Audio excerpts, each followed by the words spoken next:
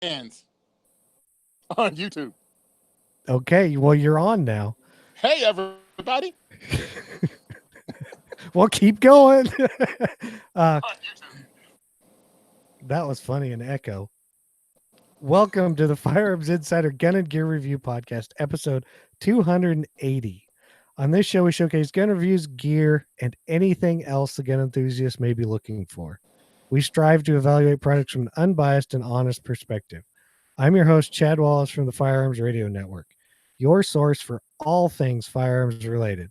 In this show, we'll be discussing some bottom metal, a karambit, however you pronounce it, and a new optic. And as usual, we have a couple of Florida men and somebody from the I don't know, From the Joycey. non-free state of New Jersey.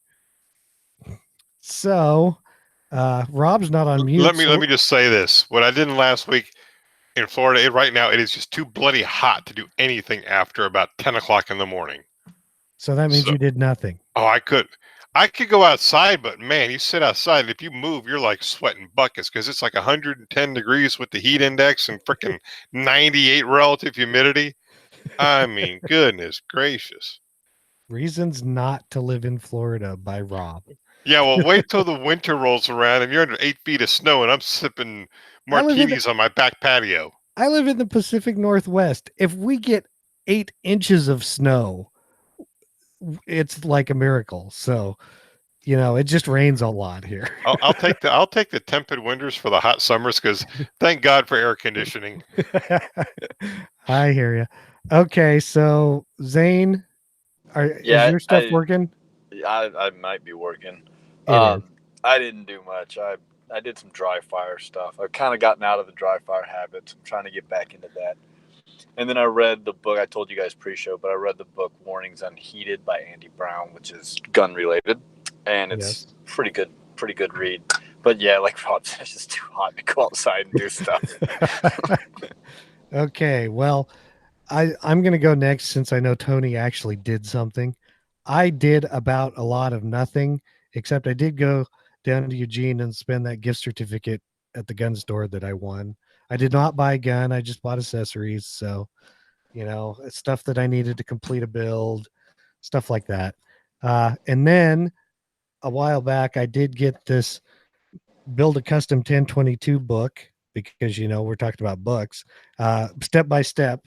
I'm actually going to do a review on it eventually. If it's so far, it's a pretty decent book on how to build a 1022 from either the ground up or modifying a factory one. So okay, so this is the gun gear and book review podcast now. No, it's building a custom 1022, man. Yeah, it's the book review. It's the book review. Well, I mean, I've read a bunch of books about guns and law and stuff like that. I could review those. This is an actual related to our podcast, kind of, because it's, building something. So it's kind of works. Tony, you're up because I know you did all kinds of cool stuff. Oh, I didn't know we were going to do book reviews first, though. Well, hey. So this is my book review that I have to go over. Hunter Education. Yep. And this is about this show, too, because, all aspects. And, I want to learn how to hunt. I actually want to go and hunt this year. You can hunt in Jersey? Yeah, of course you can. I mean, you have to pass hunter's education, but yeah, I mean, I had some close call while I was hunting. I was driving, but I hit at least 2 deer. I was gonna say, Jersey's got big deer, and do you guys taken out on roads? Yeah, you'll need to get like a truck with a grill guard if you're going to go truck hunting deer. Do you get to keep them if you kill them? Yeah, I guess that's what I heard. In Florida, yes.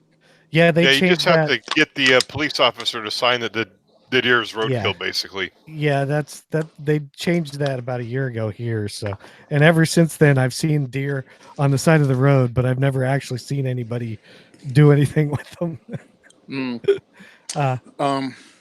Yeah. So this weekend was really exciting for me. I went to FN Day, which is hilarious because I didn't realize it was sounding like that. I went to FN Day at the range. Nice. Did you have an effing good time? Oh, I had an effing great time at FN Day. Oh, dude, it was so funny because John pointed it out like after I made a video. So I'm like, oh, great. That's funny. So yeah, the guy from the company FN and I have been talking since the Great American Outdoor Show, and he made me aware that they were going to have open house at Shooters in Jersey here at Little Egg Harbor, and he was going to come down with a buttload of their firearms. So for Big National came down, I walked in. I'm like, hey, what's going on? We started talking, and he was like, yeah, you want to shoot? And I was like, but of course. So I went to the range and fired the 5.7, the FN 5.7 handgun. I also fired their 509, and I fired their 509 combat with the red dot and all that, and had a great time doing that. Hung out with him for like 3-4 hours because he's an engineer type also. So just a lot of talking and a lot of questions answered about various firearms and how they work and why, because we had that time to do that. Plus the guy sold like 6 guns while I was there. Just people walking up. What about this? Well, what about this? I'm like, wow. So that was pretty cool. That was Saturday, and then Sunday rolled around and I had volunteered to work with children at CNJFO, which is the Second Amendment group in Jersey trying to get rid of justifiable needs so we can carry guns. But one of the things they do is outreach and introducing new shooters to firearms and education. So that's what we did. And we had 20 kids. Sean volunteered Sean donated foam action sports blocks. So every kid had something to shoot off of. So some of the smaller kids, they can't hold a rifle up, so they put it in a foam action sport block, and they were able to hit the targets. It was great. Cricket, what's the name of the company? It's not Cricket. Keystone Sporting Arms. They donated a bunch of crickets, dude, to get these kids to shoot for the very first time. They even had a couple that people won. And then you go up, and I brought I don't know if I told you guys about this Hunting Tactical. Yeah, Chad, you shot me their thing. So Hunting Tactical actually donated one of their Super 60s, which is a Marlin 60, in their chassis to us. And I took that out there, and kids shot that, and it's really cool. I'll throw that video up tomorrow. But it was really exciting. I'm talking from 3 o'clock until 8 o'clock at night. It was just kid after kid after kid coming through, and it was awesome. That is pretty cool. You saw the little video of Molly standing on the foam action sports block? Yes. I thought that was pretty cool. Dude, it was awesome. Well, her dad, Mike, is a big fan of the Firearms Radio Network and even has a We Like Shooting tattoo on his forearm. Oh, Mike geez. is just dude, he's down, man. And he's helped multiple times with the diversity shoot. But cool dude, made sure he brought his little girl in, and she was shooting everything. Right after she got off the little block shooting a pump action Henry, she came over to and Henry donated rifles too, which was awesome because they're out of Jersey. And then she came over to my booth and shot a Smith & Wesson M&P 22 with a red dot. So it was just like that all day. Kids from 8 to, I think, 15 or 16. It was an amazing day, and I had a great time, and I just love doing stuff like that because you grow the gun culture. You introduce it to another generation. Oh, yeah. And the thing is the kids, the smiles on their face, if they've never done that stuff before, is just huge. Yeah, dude, the smiles are almost as big as Tony. Oh, dude, the kids, some of them smile so big you thought their head was going to actually split open. I'm like, geez, I'm seeing this kid's molars. But it was really worth it, man. I'd do it all over again, man. I probably will because they said it sold out so quickly, people didn't even find out about it. So they're planning on doing a couple more before the end of the year. Awesome. So I was glad to be part of that. Yeah, and that's what I did this weekend. Sweet. Great. So our bandwidth sponsor is Patriot Patch Co. because they're awesome. They do not have the July patch of the month up yet. So it's still the June one. They don't have any new patches for pre-order, but they have all kinds of cool stuff anyway. So you should go order stuff.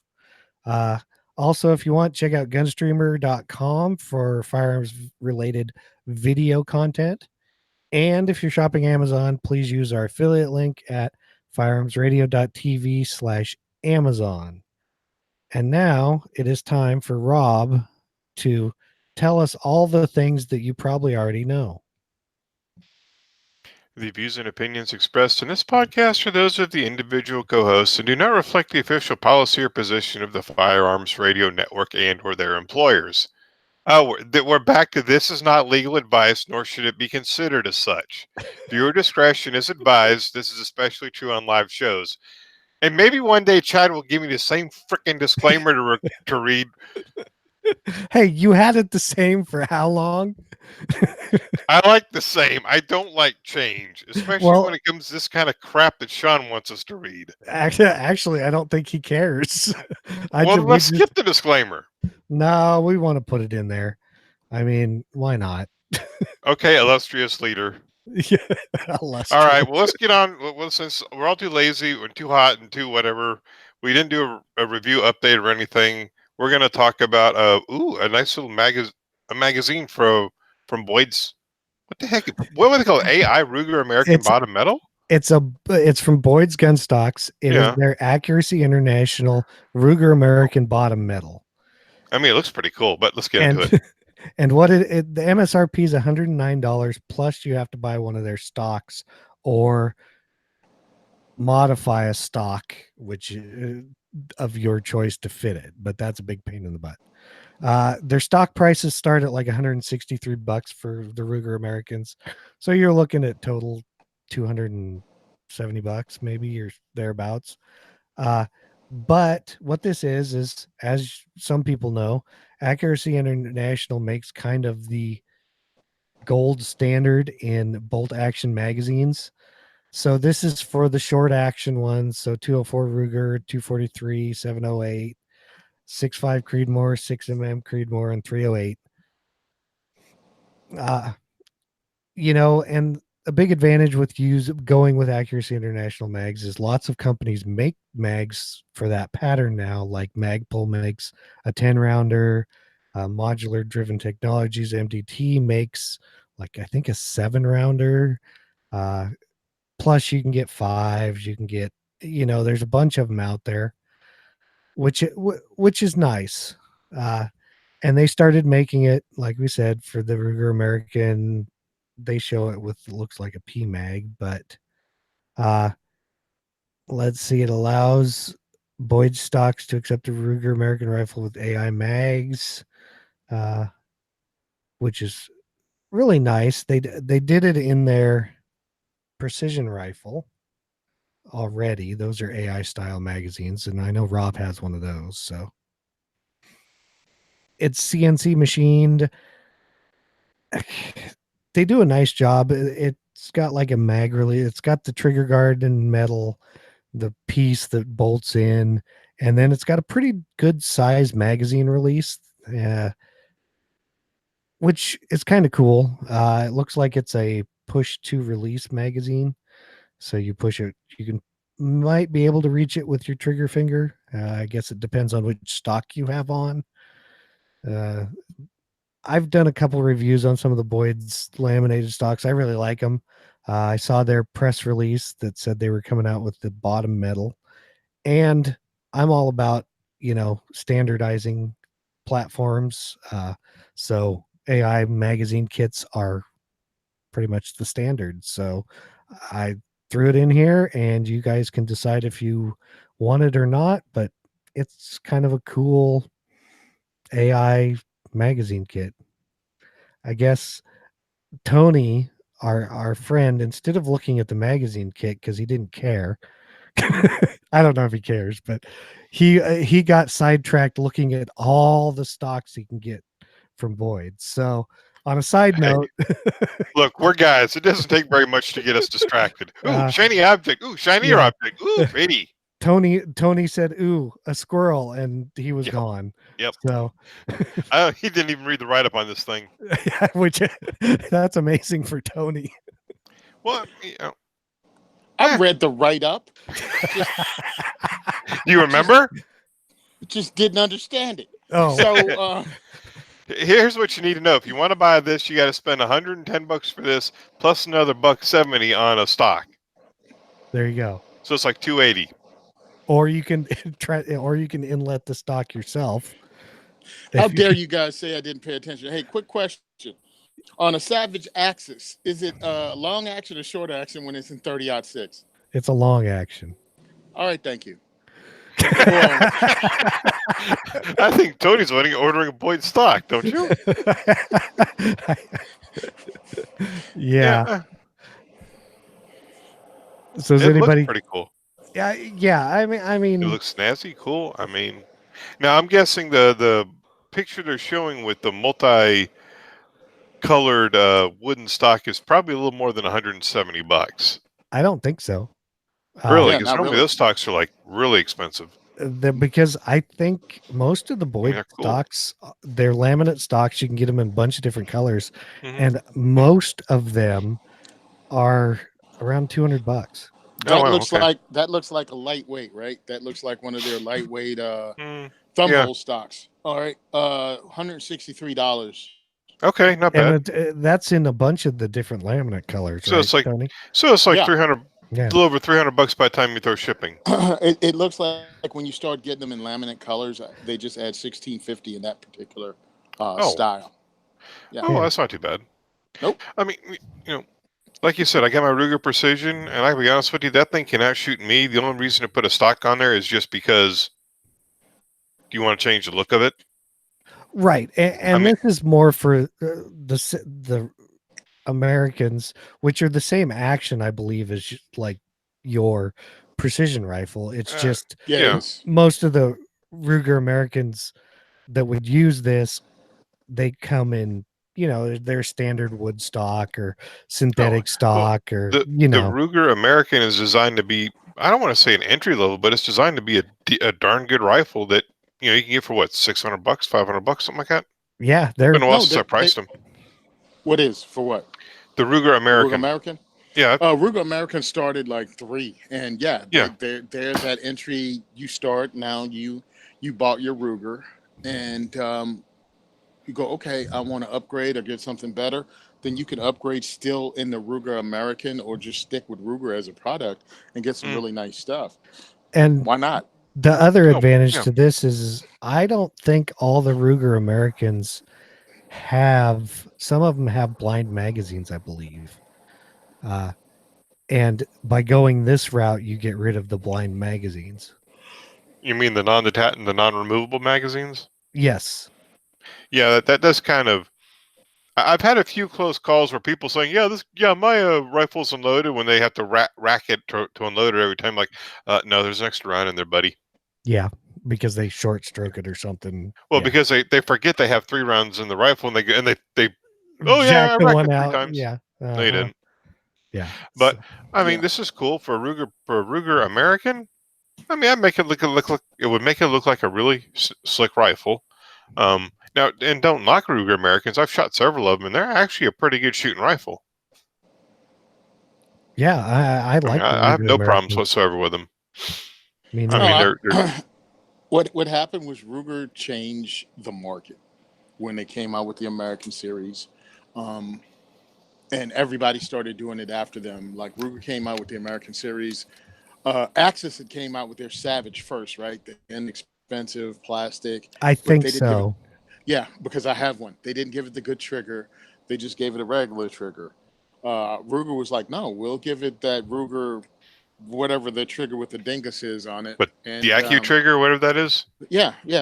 So they put that on it immediately, because I don't think it was that much of a price difference for them.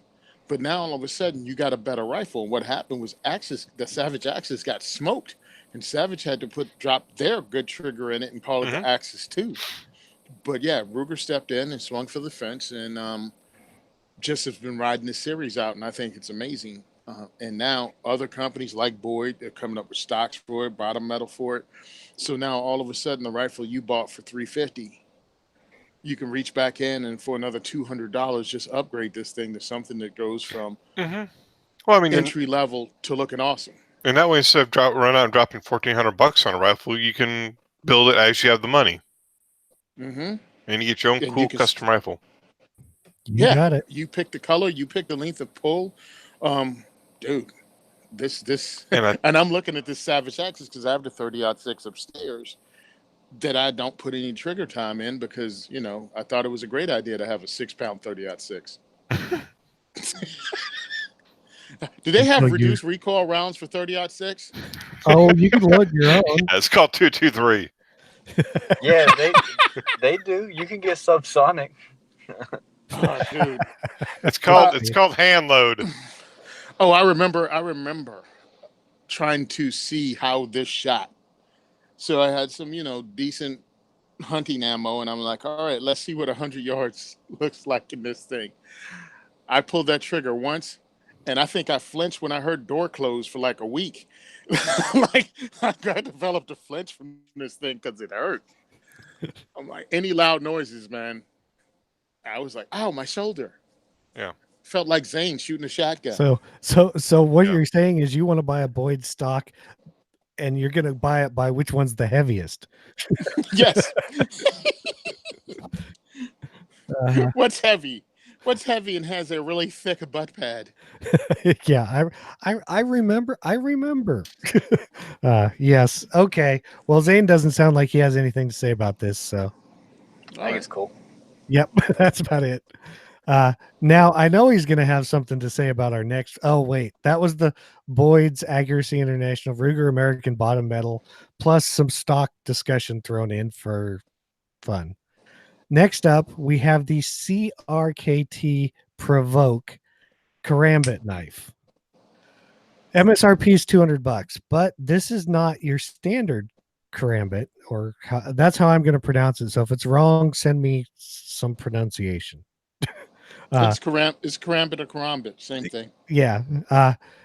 What it is instead of being a fixed blade or your standard like folder style, this is like a quick kind of, I don't know, extending karambit.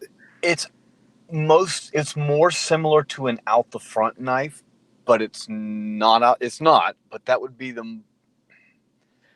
swings out, but it's still it springs out kind of more like an out the front type. Yeah, it kind of cams out the front.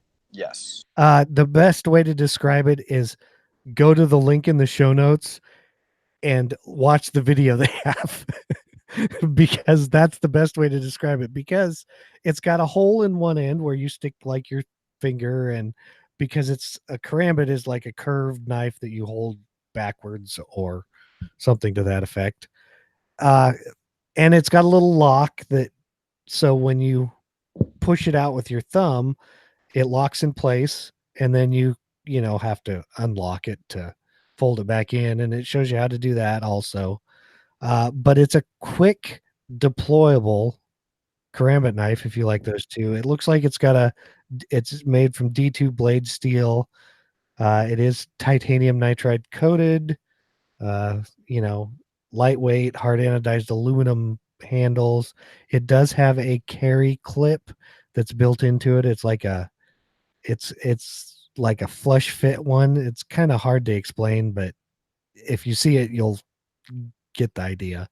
It does have a 2.41 inch blade length. It's curved like a karambit. You kind of have to know what these blades are like. The blade is 0.209 thick at the. What do they call it? A hook bill? I don't know exactly, but that's a good description of it. I mean, it looks like a hooked bill, like parrot or something. It's not as curved as some of the hawkbill knives, but it's kind of close if you've never seen a karambit. How's this? Tiger claw. There you go. There you go. Good description. So the whole thing closed is just under 5 inches. It only weighs 6.1 ounces.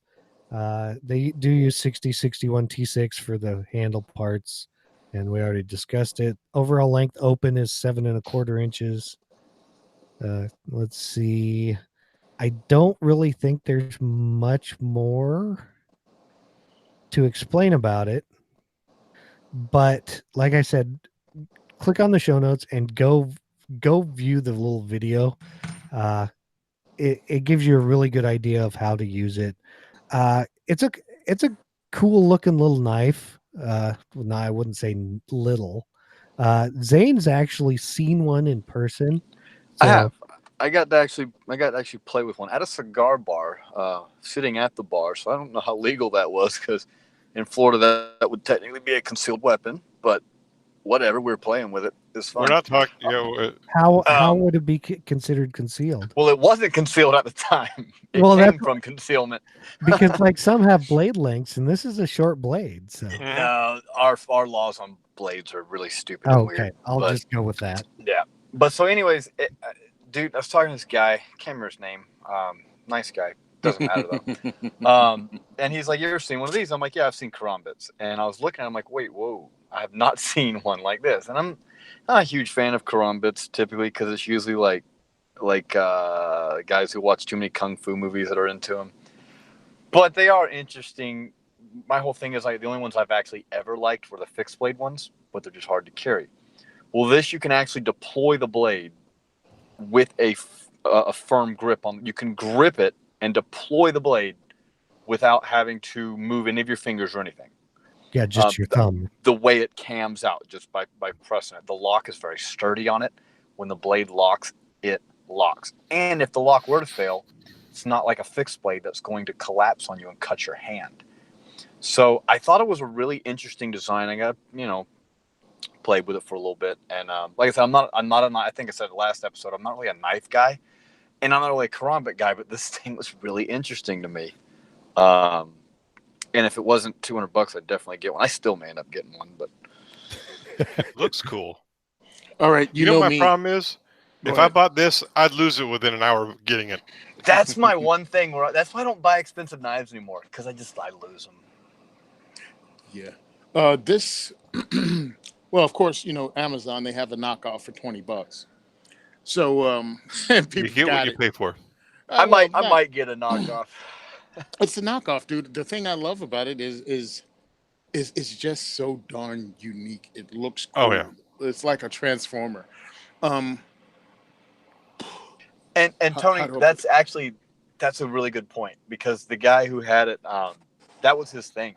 I was like, so what? Why'd you decide to get this? He's like, 'cause it's different. Nobody has one. Exactly. I was like, hey, fair enough.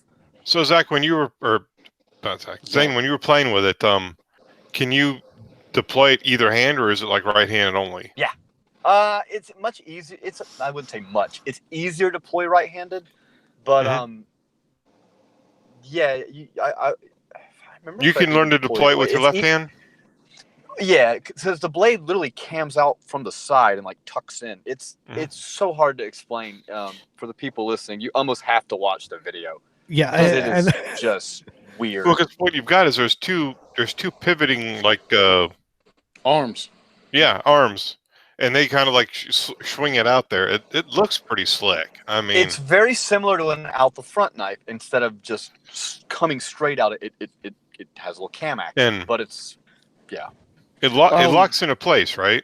Or it's when it's retracted, it's locked, so you have to push a button to undo it, right? Well, you push on the back of the blade, and that opens it. To close, it locks into place open. And it has a detent. So it doesn't lock into place closed, but it has a detent. So it's pretty sturdy when it's closed. Also, it doesn't fold.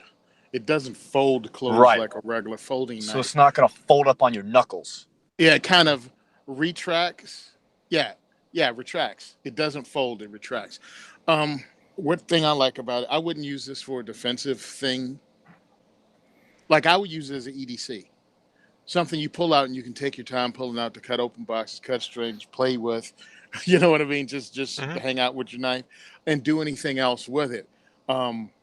Because I'm watching the video that they have on CRKT website, and it shows a cop, and he has it loop through his Molly gear. on his vest.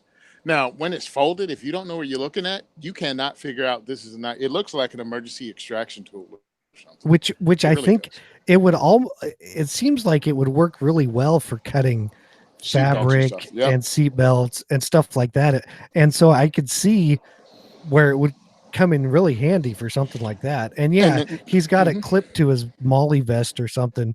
And you don't know what it is. Even if you knew what it was, you're kind of like, what is that? Yeah, I mean, it looks really cool.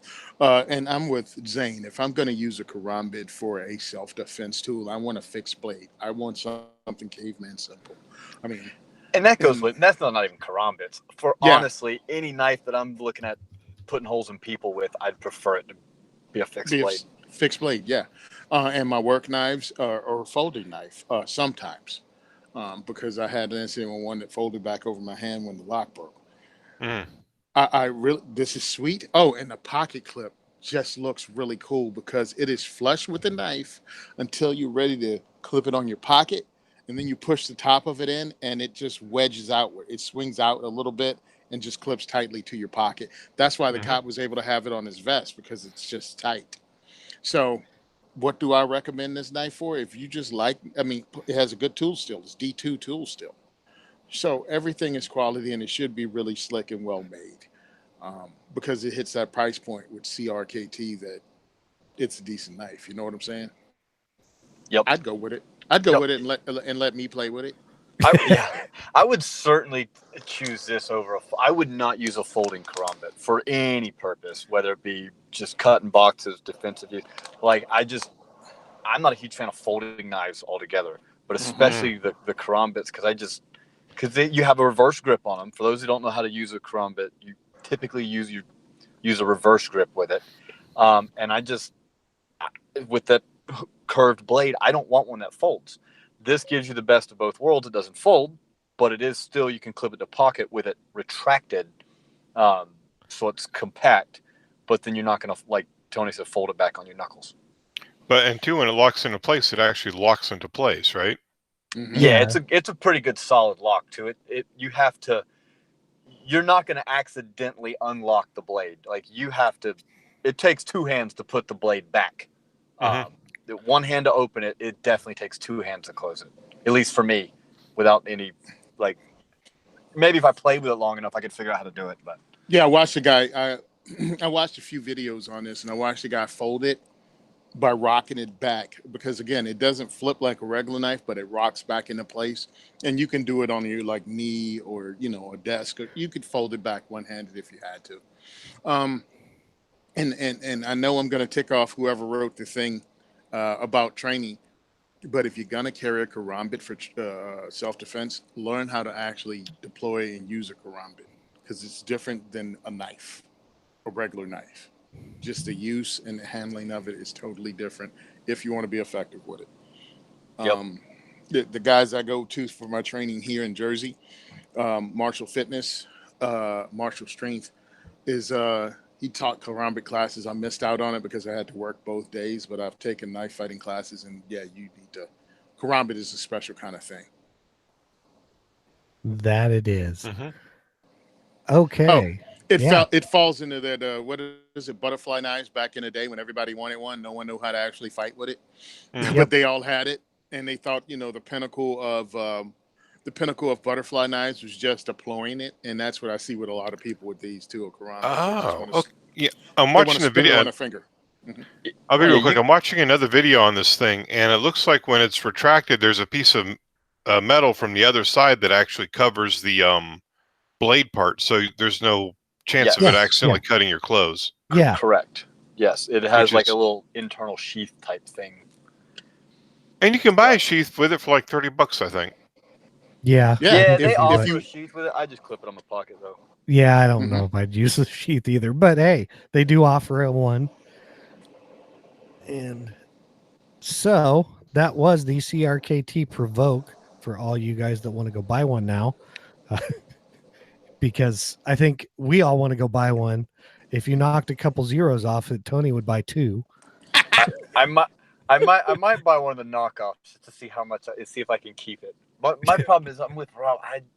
I've had the same cheap knife for like 2 years, but as soon as I buy a good one, like I have one of those Benchmade rescue. I don't know I'm supposed to talk about Benchmade. One of the old Benchmade rescue tools, and they're like the cheapest thing Benchmade makes, but it's like $100. I had it for like 3 days and lost it. Yeah, Jeez. I just can't keep nice things. Yep, I gotcha.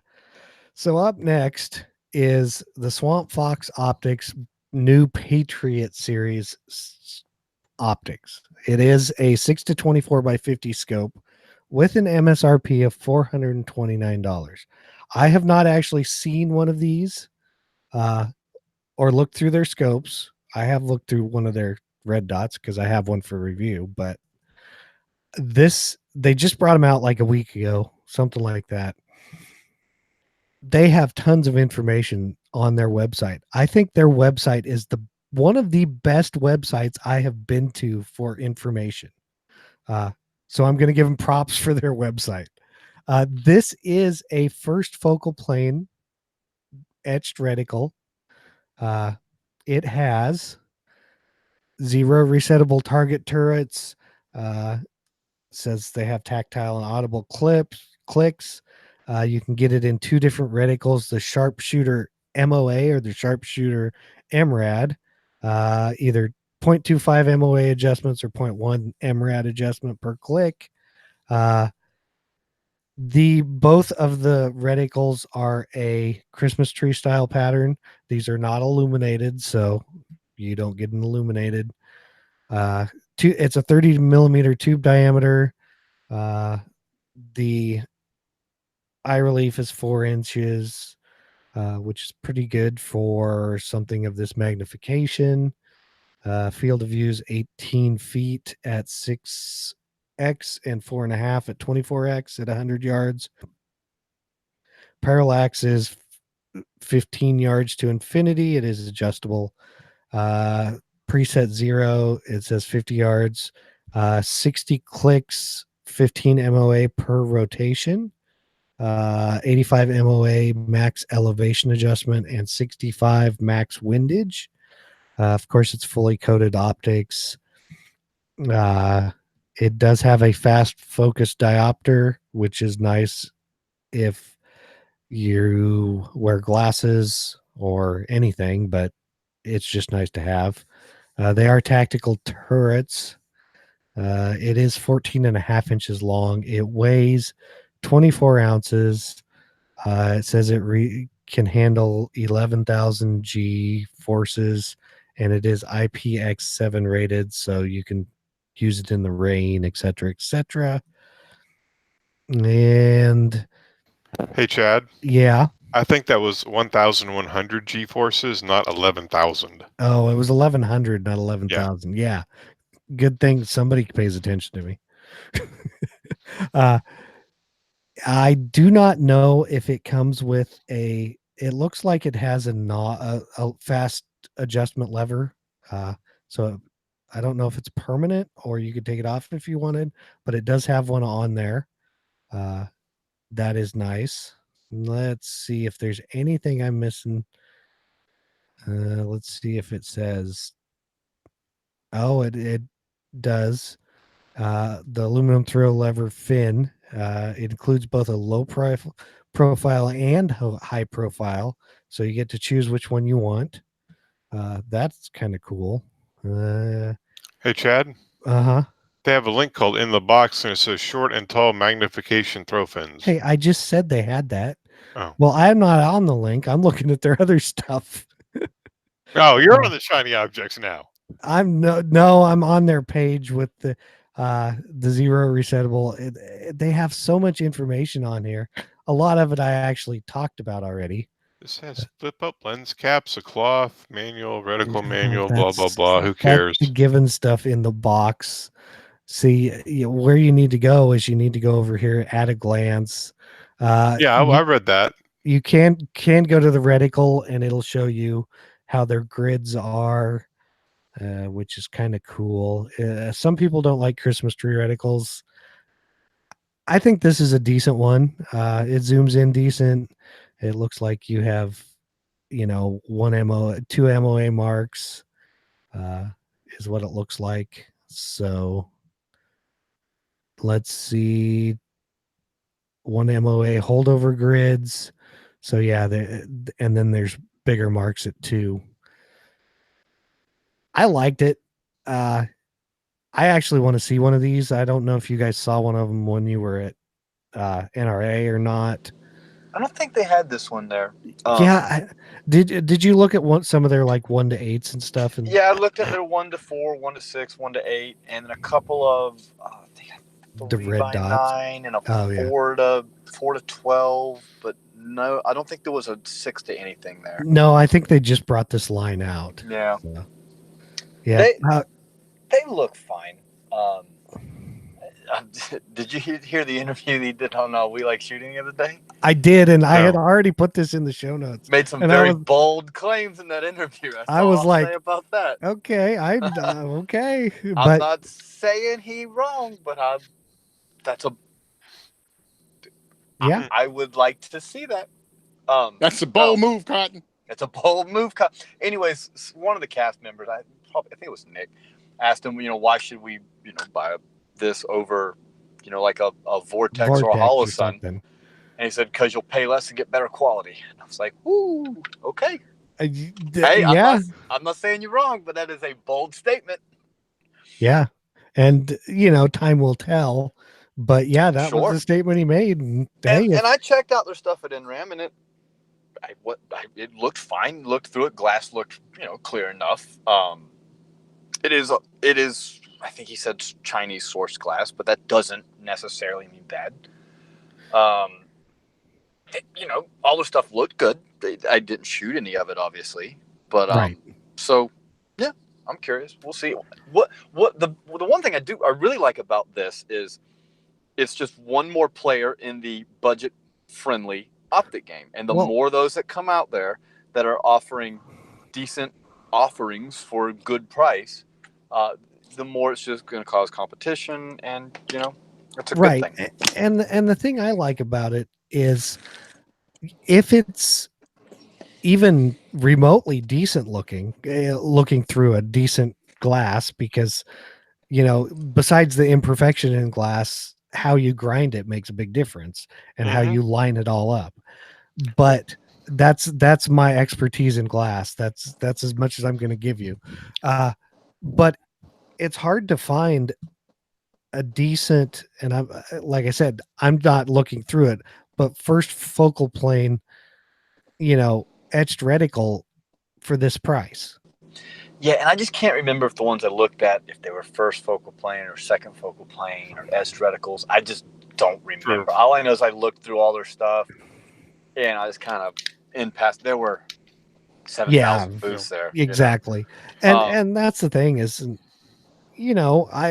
it's really, it's Chinese glass, they say, but if their quality control is decent and they do a good job of assembling it, that's the key to it. I mean, but it's not made in the US, and for $429 you can't, I can see how it's probably better quality than a US made $429 scope.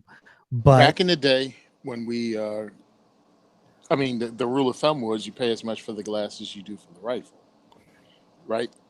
If you want quality glass. I think Vortex was the market disruptor in this, because the quality of glass went up, but the price went down. Holosun came through. This company came through, and there's one more. I forgot, because I I've taken a couple rifle classes, and I've had several of the instructors say Burris, their first focal plane, they've got one out there. I don't remember what it is off the top of my head, but they've got one that's like $400, $500, and they say that's some really nice glass.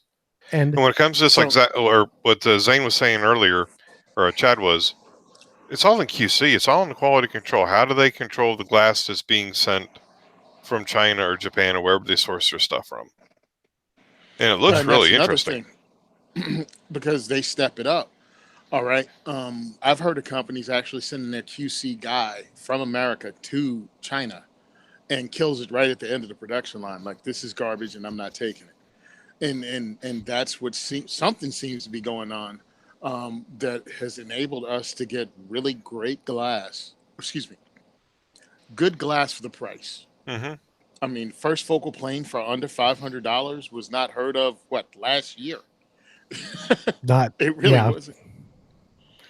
So here we are now, and I say it almost every other show, right? We're in the golden age of firearms and accessories. Dude, we have a lot of stuff, and it doesn't break the wallet.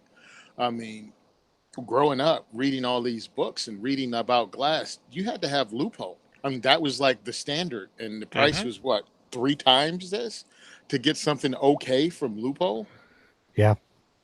And now look at where we're at. Mm-hmm. Well, it might still be garbage.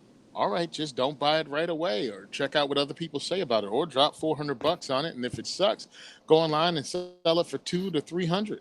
Mm-hmm. Yeah.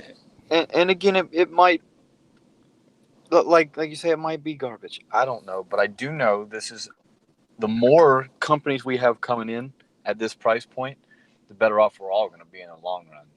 So, Well, and that's the thing is, and like you said, pay what you paid for a rifle. Well, what's a Ruger American go for? Like we were talking about with the stuff, you're paying $429 for a Ruger American or whatever. So you put a $429 scope on it. Okay. And So you have a really good scope for that rifle. I remember talking to a guy, sniper section leader from the Army, probably 10 years ago. We're talking about building rifles, and he's like, I don't think you can. He's like, I don't think you can build 1,000-yard gun for under $1,000. And we were talking about that, and I'm thinking today, I'm like, I think you could very easily build a 1,000-yard gun for under $1,000 now. Like 10 years later, just in 10 years. So you can, and I'm talking about gun and glass. That's what I'm talking about. No, yeah, exactly. Yeah. Really, you could go buy a $500 rifle, which will shoot, buy a 6.5 Creedmoor. I mean, it's going to shoot 1 inch under with some certain factory ammo. You might have to shoot a bunch to see which one, or hand load it yourself. Get an optic, something like this, if it has decent glass, and you can get out to 1,000. You could probably even get out farther. And I remember when I was talking to this guy about it, the biggest hang up was the glass. That was the biggest thing. He's like, you're just not gonna be able to see. He's like, at 600 yards, you could do that, but you're not gonna get the light transmission. And now, with companies like this, companies like Vortex, I think you could build a 1,000-yard gun for under a G if you wanted to. And I would like to get. I'm gonna get my hands on one of these optics. I think I'm gonna buy their 1-6. Not one of these Patriots or whatever, because whatever they're. Yeah, I think I'm gonna get their 1-6 and throw on my Colt and see how it works. Yep, and like this, I mean, I'm looking at it going, I might throw this on the 243 I have with the chassis, and something like that might be a nice combo for it. You never know. I mean, their CEO he talked him up. Obviously, he's CEO of the company, so. There's going to be a little bit of bias there, but they have a 50,000 round guarantee. Yeah, and they did. Yeah, like you said, Like Shooting does have a lot of these optics that they're running through. So if one breaks, we'll at least hear about it, or if it's hopefully they'll compare it to other stuff in the price range or something. But I think they have one of these. It might be the 4-16 one, but either way. Yeah, we Sean and I spoke about it, and as long as you don't go nuts, look, in the price range, these look amazing. What's the bad part about taking a chance? I mean, I don't have the loot to go ahead and take the chance, but I'd love to get this 1-6 or 1-8 and put it on one of the rifles. You know what I mean? Especially the way it's set up. Who knows? I got you. Well, that's the Swamp Fox Optics Patriot 6-24. This is going to be another quick show, which probably because, we're all lazy and don't do reviews. We do have a short listener feedback, and it is from RND 115. So it says great show. Rating 5 stars out of 5 stars, of course. It's from iTunes. I've been a listener for quite a while now, and I love the show. You guys have a great banner and lots of good info. Keep up the good work. That's all there is to it. That's my kind of review. Nice, short, sweet, simple. Thank you. I can even read it without messing up. Congratulations. Yeah. Reading is fundamental. So we thank you for that. Now it is time for Tony to tell us all the Tony things. Hold on. I'd really like to thank you, RND115. Why? Because you sent us a review. Usually when somebody sends us a bad review or diss on us, we talk about it for 15 minutes. You sent a good one and gave me 30 seconds, dude. And that was it. We're all like, thanks. This is great. Yeah, you got a point. It's much more fun to get bad stuff. It's like, you guys get a great job and you bring an enjoyment to me every week. Thanks. Really? Well, it tells you kind of what kind of life he has, right? Hey, listen, I don't listen to this show, but anyway. No. Well, you don't need to. You're on it. Dude, I wouldn't listen to me if I was listening to me. Enough about Firearms Radio Network. Let's talk about me. Second no, it's not talk about you. It's talk about what you do. Okay, fine. Second is for everyone diversity shoot. Next one is August 22nd, Gun for Hire range. It's going to be great. Working on a lot of things to try to make each one of these special. The only reason I'm not telling you about everything I'm doing is if it doesn't work out, I don't want to hear it. So we got the second is for everyone diversity shoot coming up on the 22nd. Of course, we put our show out every week, 2A4E podcast. Yankee Marshall is stepping in and helping us out with our Patreon. So if you join Patreon at $20 or above, hold on a second. Let me make sure I'm not messing up. $20 or above. You're going to qualify. You're going to be, anybody at $20 or above is going to be in the running for a firearm.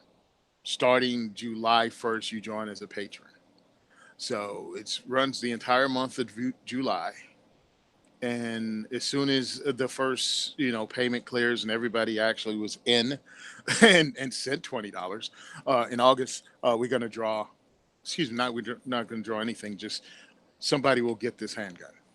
We don't even know what it is. We're going to work up all the details later. But, go to patreon.com, 2A4E podcast, and go to the $20 level. You can do it right now. I still haven't typed in a $20 level. But somebody's going to win something cool. So Tony, that's not for this month. You're going to start it next month. But if you want to join this month, go ahead.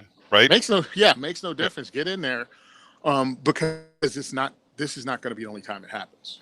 Now, Tony, I am going to ask one thing. What's up? Will you custom write? Like, just take those paint marking pens and write Yeet Cannon on the side? Yeah. Everything gets Yeet Cannon written on the side.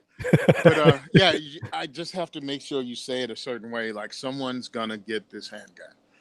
It's not a drawing. It's not a raffle. It's none of that. Just if you're at the $20 and above level, somebody's gonna get a gun, and we're gonna keep rolling with this. So, join up, donate, and again, let's make it happen, because that helps us grow. That helps us take care of different bills. That's with Patreon. You still can donate to GoFundMe if you want to. You can follow us on Facebook at The Second is for Everyone. You can join us on Instagram at Simon Says Train.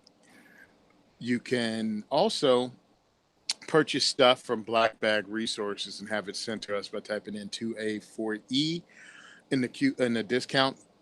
In the coupon section, and it will be brought to our diversity shoots. And we still sell t-shirts at 1022clothing.us. It's like 5'11", but for dudes up to 6X, so we're twice as big. This shirt's at 5'11". Man, I'm choking. And yes, that's a redirect to my guy BCG Gear. So don't freak out. It's not a Russian bot. Your computer didn't get hijacked. That's my t-shirt dude. But I'm really excited about the firearms thing. So again, $20 level on our 2A4E podcast Patreon. and there's a chance you can walk away with a gun in the month of August.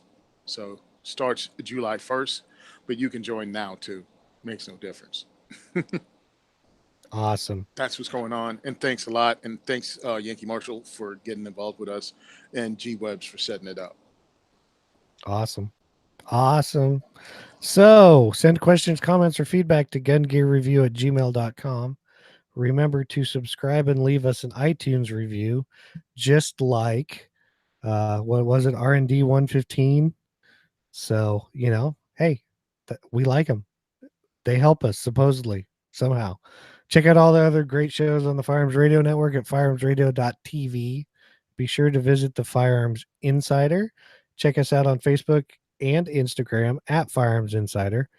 And thank you for listening to the largest pound for pound podcast on the network. And we are out. Bye, Felicia. Oh, bye, Saunesia.